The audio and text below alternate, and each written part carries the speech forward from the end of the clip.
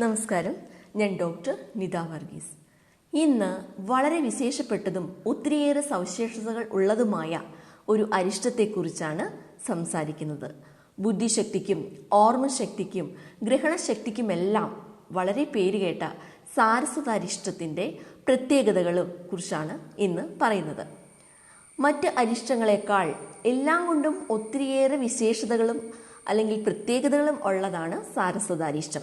അതിൻ്റെ നിർമ്മാണ രീതിയിലും അല്ലെങ്കിൽ അതിൻ്റെ മരുന്നുകൾ ശേഖരിക്കുന്ന രീതിയിലും നമ്മൾ മരുന്ന് ഉള്ളിലേക്ക് സേവിക്കുന്ന രീതിയിലുമൊക്കെ മറ്റ് അരിഷ്ടങ്ങളെക്കാൾ കുറച്ച് പ്രത്യേകതകളും വ്യത്യാസങ്ങളും സാരസ്വത അരിഷ്ടത്തിന് ഉണ്ട്.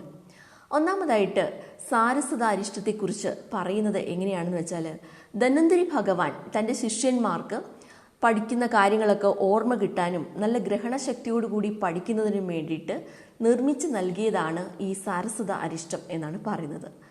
അമൃതിന് തുല്യമായിട്ടുള്ളതാണ് ഈ അരിഷ്ടം. അപ്പോൾ ധന്വന്തരി ഭഗവാൻ നേരിട്ട് നിർമ്മിച്ച് തൻ്റെ ശിഷ്യന്മാർക്ക് നൽകിയ ഈ അരിഷ്ടത്തിന് ഒത്തിരിയേറെ വിശേഷതകളും പ്രത്യേകതകളും ഉണ്ട്.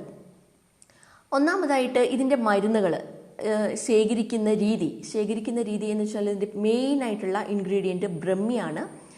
അപ്പോൾ ബ്രഹ്മി ശേഖരിക്കുന്നതിന് ഒരു പ്രത്യേകത പറയുന്നുണ്ട്, മറ്റരിഷ്ടത്തെ പോലെ അല്ല. അപ്പോൾ ഈ ബ്രഹ്മി ശേഖരിക്കേണ്ട സമയം ബ്രഹ്മമുഹൂർത്തത്തിലാണ്. ഇത് രാവിലെ ആണ്.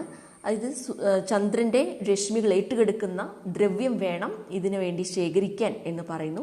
സൂര്യരശ്മികൾ ഏൽക്കുന്നതിന് മുൻപേ തന്നെ, സൂര്യൻ ഉദിക്കുന്നതിന് മുമ്പേ തന്നെ ബ്രഹ്മമുഹൂർത്തത്തിലാണ് ഇതിനായിട്ടുള്ള മരുന്നുകൾ ശേഖരിക്കേണ്ടത്. ഇത് ഈ അരിഷ്ടത്തെ സംബന്ധിച്ചൊരു പ്രത്യേകത ഉള്ള ഒരു കാര്യമാണ്. രണ്ടാമത്തെ കാര്യം എന്താണെന്ന് വെച്ചാൽ, ഇതിൻ്റെ ഇൻഗ്രീഡിയൻസിൽ സ്വർണം ചേർന്നിട്ടുണ്ട്.